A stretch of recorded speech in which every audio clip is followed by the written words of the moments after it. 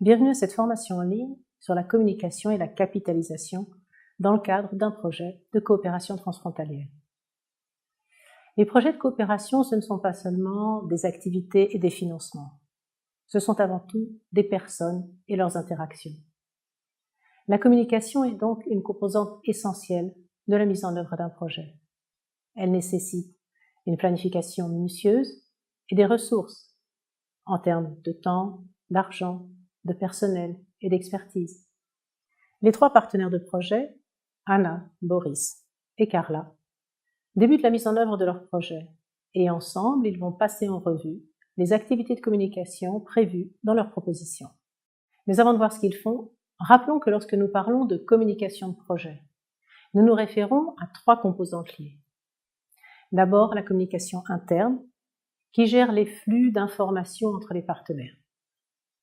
Ensuite, la communication externe, qui informe sur les réalisations et les résultats du projet. Enfin, la capitalisation, qui permet le transfert de ces réalisations et ces résultats. Une bonne gestion de projet implique une communication interne efficace. Tous les partenaires doivent avoir un accès facile à des informations fiables et mises à jour sur le projet. Cela permet une prise en main conjointe du projet.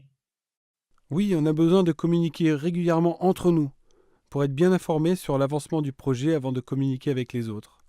On devrait se mettre d'accord sur la marche à suivre en matière de flux de communication.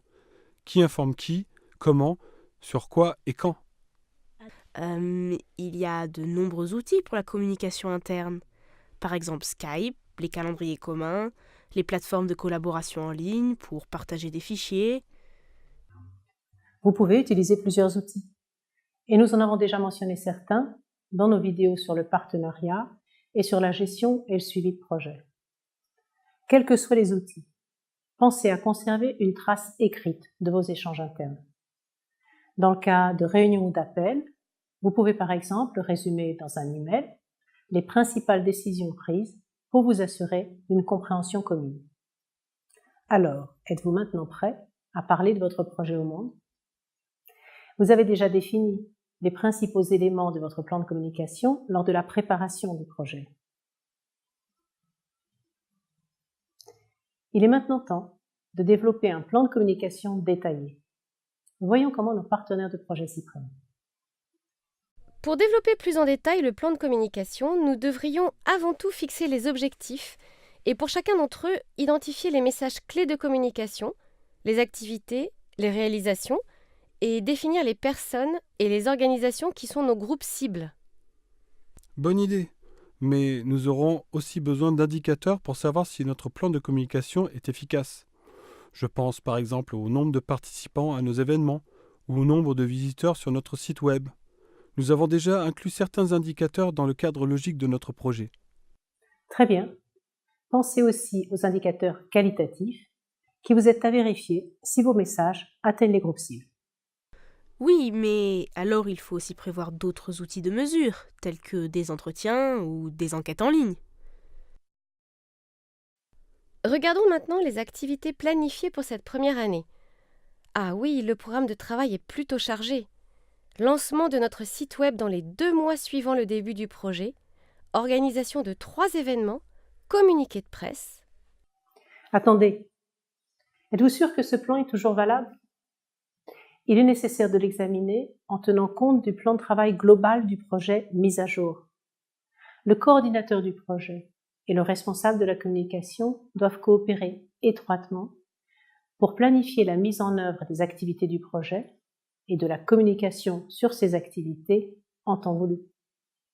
Bon, dans notre budget en tant que chef de file, nous avions prévu d'embaucher une responsable de la communication. Elle va rejoindre notre équipe dans les prochains jours et elle a déjà reçu tous les documents du projet. Ravi de l'apprendre, mais est-ce qu'elle pourra gérer seule toutes les activités de communication? Bonne remarque.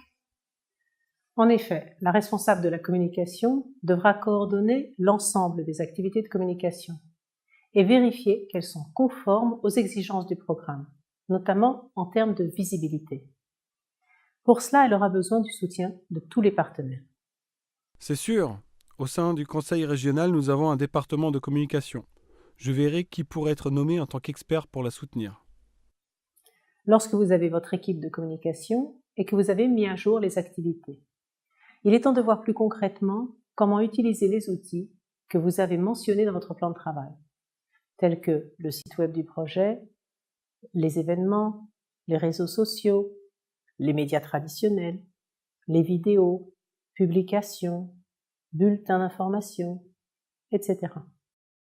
Dans notre plan de communication, nous avons identifié un large éventail de personnes et d'organisations comme groupe cible. Mais maintenant, il faudrait voir comment les atteindre.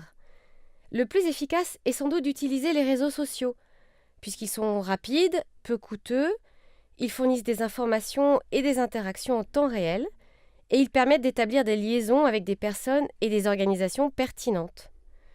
Ils peuvent aussi amener des visiteurs sur notre site web. Oui, mais il faudrait se mettre d'accord sur les messages que nous voulons faire passer.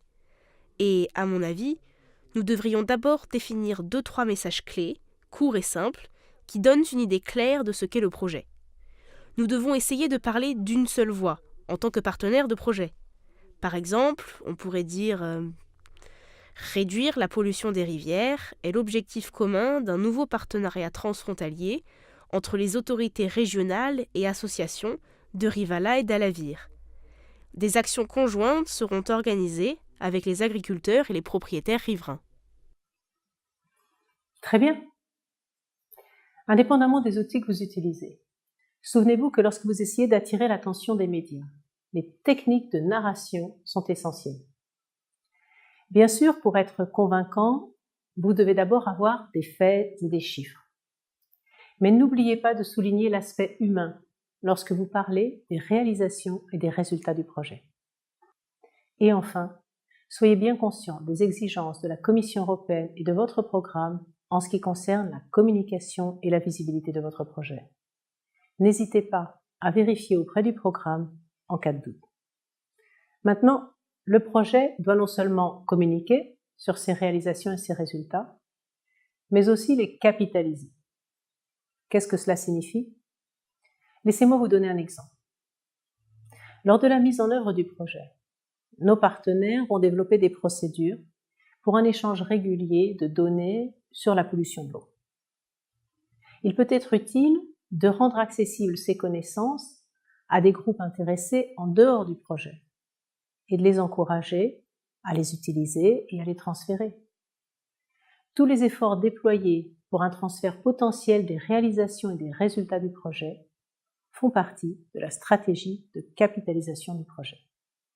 Oui, c'est important. Je sais qu'il y a un projet national géré par le ministère de l'Environnement qui travaille sur un sujet similaire. Ça pourrait être intéressant d'échanger avec eux sur les méthodes de mesure. On pourrait les inviter à la prochaine conférence du projet. On a prévu un budget pour ce genre d'intervention externe. Très bien. Et n'oubliez pas qu'on a aussi prévu de rejoindre 2 réseaux régionaux d'ONG et de municipalités qui travaillent sur les questions de pollution des cours d'eau. Ça devrait nous permettre de créer des synergies et de promouvoir notre expérience sur la réduction des engrais et la restauration de la végétation des berges. Très bien. Je vois que vous avez compris ce qu'est la capitalisation. Mais maintenant, peut-être pourriez-vous faire un pas de plus. Avez-vous réfléchi à comment convaincre d'autres organisations de réutiliser les résultats de votre projet? On sait que c'est difficile d'attirer et de maintenir l'intérêt des autres organisations. Mais si on les inclut dès le début du projet, ça pourrait être possible. On pourrait en inviter certaines à nos comités techniques, ou publier des informations, ou mieux encore des recommandations sur comment mettre en œuvre à plus grande échelle les outils et les méthodes testés par notre projet. Attendez, ça commence à faire beaucoup. On devrait sans doute établir un plan de capitalisation, qui inclut les activités, les groupes cibles et les moyens possibles. Continuez comme ça. Et ne manquez pas les occasions de participer à des activités organisées peut-être par votre programme ou vos autorités nationales et régionales pour faciliter la capitalisation entre les projets. Waouh! Notre premier tweet a reçu 30 likes en moins de 2 jours. On dirait que notre message sur la nécessité de lutter contre la pollution des rivières a du succès. Pour toutes les étapes que nous avons décrites, Vous trouverez plus d'informations dans les documents disponibles sur notre plateforme. Nous espérons que vous avez apprécié cette formation en ligne.